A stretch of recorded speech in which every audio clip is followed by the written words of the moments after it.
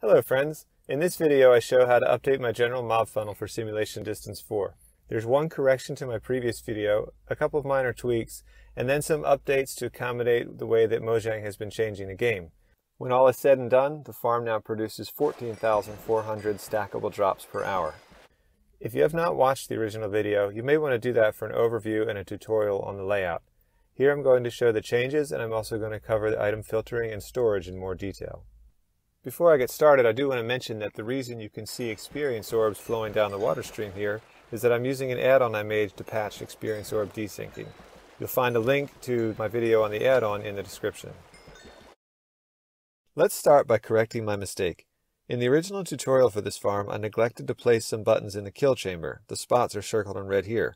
The buttons here should match the buttons on the center ring of every other level, but on the bottom level I forgot to put them in when I was showing how to build it. You need them there for the killing to work properly and for the loot to flow out. They are there in the world download, so if you follow that, you should be fine. The second thing I want to show is a tweak to the funnel layout. If you use the original farm for any length of time, you know that it produces a bit of drowned loot. I've found that most of the drowning of zombies happens in the corners where water flow is the weakest, and you can prevent it by bringing the corners in. When you do this all the way up, then every spot has strong water flow. At the top, you'll want to fully fill in the corners with ice, and then place additional water so that it flows evenly from both sides. Another tweak I've made is to the unstackable item filter, which pulls out the useless items that would clog your storage. I redesigned it to save potions because those can be useful. I also made a custom design for this farm to handle higher output, so I'm going to wait to show that until I get to the changes related to the monster cap later in the video. In the 1.17.30 update, we got a set of bugs affecting Tridents that makes the Trident killers in the original version of this farm unreliable. Let me say something first about the worst bugs. Tridents and other projectiles will actually fall through the world into the void if you move far enough away after loading them. That's already fixed in the 1.18 betas, fortunately. I also made a behavior pack that patches it, which is linked in the description. If you want to use the pack, just make sure you pick up any Tridents you have thrown before applying the pack and then rethrow them after. Aside from that bug, Tridents can also fall out of piston-based head-level Trident killers like the ones I used in the original version of this farm, whenever you reload the world or the area. The main reason I used pistons there was because it was relog-proof, so you didn't have to shut off the farm before unloading it. Now the Tridents fall through. To prevent that, you'll need an on-off switch. To make a switch, come out 2 blocks from your AFK position and place a sticky piston facing down. The lever on top of that will allow you to turn the farm on and off. Then you'll want 11 slime blocks coming down from the sticky piston, and after those 11, a redstone block. Then 2 blocks down from that, another sticky piston, and a few more slime blocks until you can place a redstone block 3 blocks above the water line. We need redstone dust under that redstone block, and then a repeater on the opposite side of this sidewall of the water elevator to allow the signal to be picked up on the opposite side. Then we flip the lever at the top to turn the signal on, and we'll extend the redstone line all the way down the rest of this side of the farm that we're working with. Just extend it with a repeater whenever the signal runs out. With the on-off switch in place, you can keep the piston Trident killers if you want, but you'll need to wire them in such a way that they'll be retracted and not extended when you shut the farm off. Instead of that though, I prefer to just switch them out for trapdoors at this point because trapdoor Trident killers are faster. Credit to the Tristone Society for showing me how to make them. To convert these Trident killers, you can start by breaking the pistons and the supporting blocks behind and picking up the old Tridents. Then we need to place the trapdoors down so that the hinge side of the trapdoor is to the south or the east. And since this side of the farm is to the east, we need them this way. And we'll use the same number of Tridents as we had before with pistons. Now I'm going to place blocks in front of and beside these in this layout here. Transfer redstone power, and all we need to do is put dust on top of them. Then we'll come around here and change this direct current line into an alternating current line with a little subtraction comparator. Connect that with a repeater through the water, and we now have flipping trapdoors.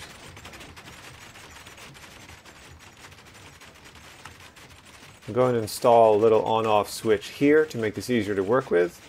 Oh, and actually I need to shut it off at the center. There we go, and now we can use the on-off switch down at the end here.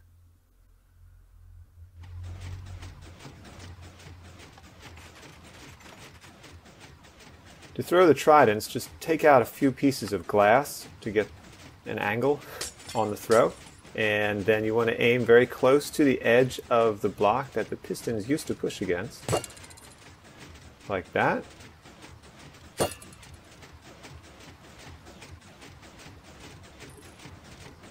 Replace the ice. And then we can turn this on, and those tridents will kill the mobs that get pushed up against the inside of the kill chamber.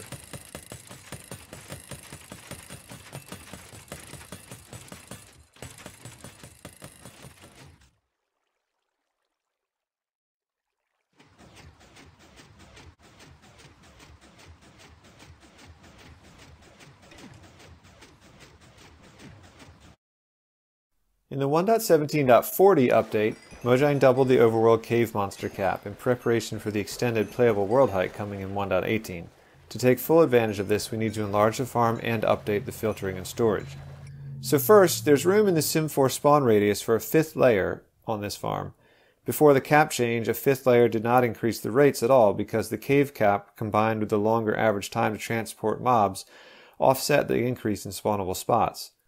Now, with a larger cave cap, there is effectively more time available for each mob to be converted to loot before it would block a subsequent spawn attempt.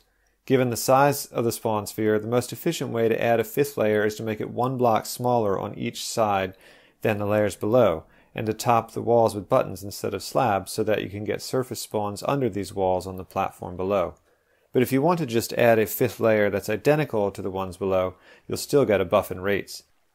In the full-size farm, the 5th layer adds 1,400 drops per hour to the output. So with just 4 layers with the new cap, you still get 13,000. If you want the 14,400, you need the 5th layer. For the water stream unstackable filter, we'll need a separate input from each Trident killer to handle the amount of loot. So we're going to replace these buttons here with slabs, block off the water, and then we'll set the return droppers to come right up in the middle here between the two water currents. So we're going to have 2 droppers facing up into this where the water stream will be, and then the bottom dropper faced down into a lava cauldron in the original version. Here it's going to face toward a brewing stand so we can sort out potions. Behind that we need droppers coming back up and then back toward the return droppers, and a hopper can go in between there and a hopper under the brewing stand. Then on the other side of the return droppers, we need solid blocks, dropper pointing down, and a hopper pointing into that dropper that will pull out the unstackable items that are not potions and put them into a lava cauldron. Then to each side of the central dropper line, we're going to put hoppers pointing in, and then another hopper in the back and a hopper above for the input. So items will go down the hoppers. They'll be sorted as whether they're stackable or unstackable, then whether they can go into the brewing stand or not. If they're potions, they'll come back to the return. If they're not potions, they will be dropped in the lava.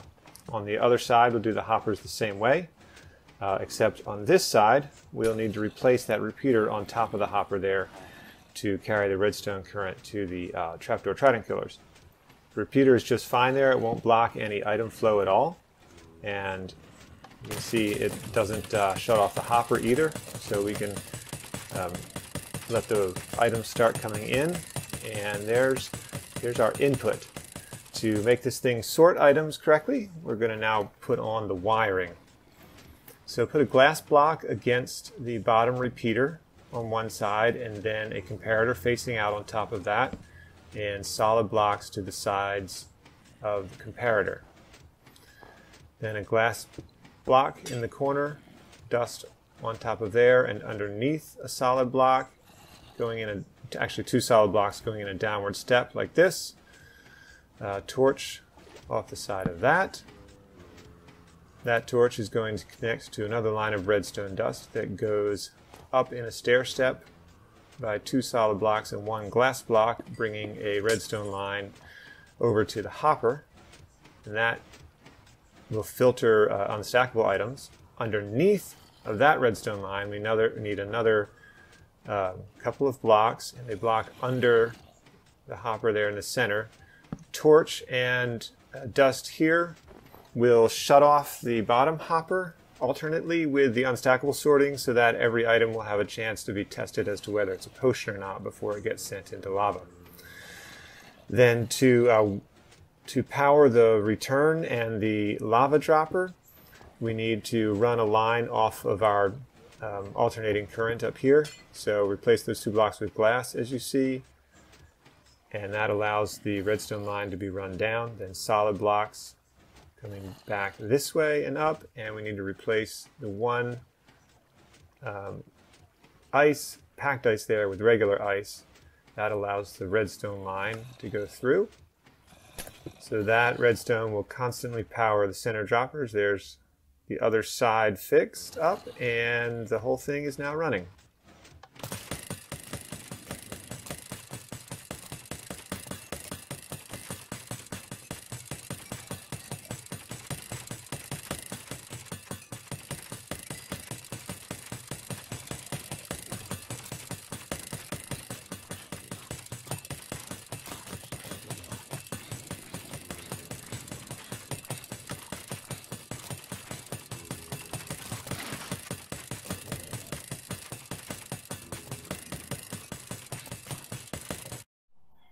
To make the central storage reliable, I've built a double set of filters with a serializer in between. Any drops that don't get collected passing the first set of filters get sent by the second set one by one so that they won't be missed. To build the storage, we'll start by extending the item outlet at the center of our farm. I'm going to block off the water there first to make this easier, and just extend this ice path out a few blocks, and then we need to turn so that the items can get pushed up against the center of the alignment blocks. I'm going to do 6 filters here for the main drops: flesh, bones, arrows, gunpowder, string, and spider eyes. And then the additional zombie and witch drops will go into an overflow chest. There's just so many fewer of those that I don't bother sorting them. We're going to have comparators read the hoppers through the ice path here, and then build the filter circuit coming down from them. First block needs to be ice, so that, glass, or actually it could be ice, so that the redstone line can go down through. I'm just using glass for the other blocks so you can see.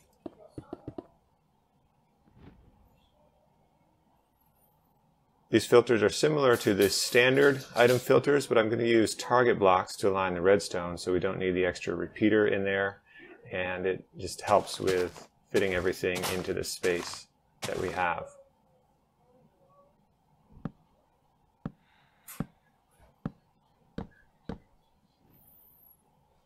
Then under the filter hoppers, we want hoppers pointing straight down.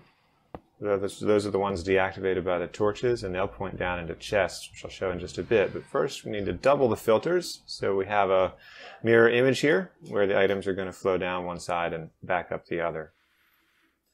Now you can put your filter items in across, it should be mirrored, so across from each other like this, and I'll skip ahead to the end where I've got flesh at the first set, and then we need a dummy item. You can use a renamed item to make it extra safe. I usually just use bricks because I would not be likely to ever have those being tossed around anyway. Then on the end here we need 1 hopper for the overflow, and I'd like to just put it down a level like this so that the chests will be on the same level with the filter hoppers. And then under here you can just put double chests, so the filtered items from either side end up in the same line of chests, and you can snake more hoppers and chests down from this to make the storage as large as you want. Going back to the other side, we can put in the serializer, and that's, as I said, to make the items go through one by one on the second side to make sure nothing that was clumped up on the first side will be missed on the second side. So we needed 2 droppers in that arrangement and a hopper going into them. Then we'll put an auto dropper circuit, and the circuit I'm using on here is a burnout based auto dropper, which ensures that anytime an item falls into this overflow hopper on this side, the droppers will fire multiple times to make sure that nothing is ever stuck in them or backed up in them.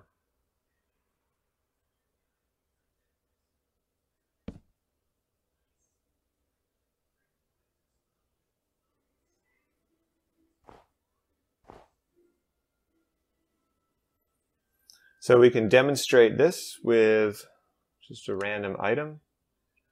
Toss that into this overflow hopper, and the items will come back up on the other side. So now we're ready to put the walls around this storage.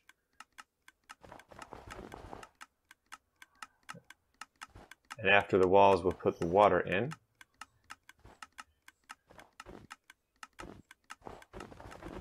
I took out the one spot here at the end so that we can put a waterlogged stair in.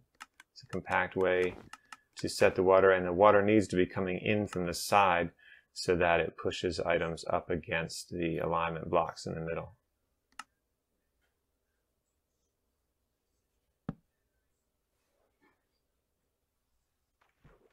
Then we'll finish out the wall on this end. Water goes there in the first spot, and then we can put the alignment blocks. I like to use honey blocks for alignment. You can also use cakes. We also want a button here, and we'll go ahead and open up the water flow for the input. And once we put the honey blocks down the middle, we will have a working storage. Items go down one side, they come up, get pushed against the other side, and all the way to the overflow if necessary. Oh, and I actually realized that I needed to set a button here at this end to stop the water flow and replace that redstone dust. Now the storage is complete. The final game change impacting the farm is that in 1.18, monsters will require block light level of 0 to be able to spawn. So that means torches and even redstone torches that are too close to the spawn floors can reduce your rates. Now if you've built the trapdoor trident killers the way I showed in this video, redstone torches are not a problem. But the lighting does need to be adjusted, and I'll take just a minute to show you how you can do that. On the storage area here, we can just put torches 3 blocks in the center from each side, and that'll cover that. Torches around the central water column, and then down along the water stream here, we need 1 torch every 9 blocks. Torch there, 1, 2, 3, 4, delete that one, 5, 6, 7, 8, 9, torch there. Then we want to do soul torches down here across from the repeater and at the corner because we're closer to the spawning area. Take out the old torches. I recommend putting a glass block next to the exit, so that's non-spawnable. Another soul torch there, cover that spot.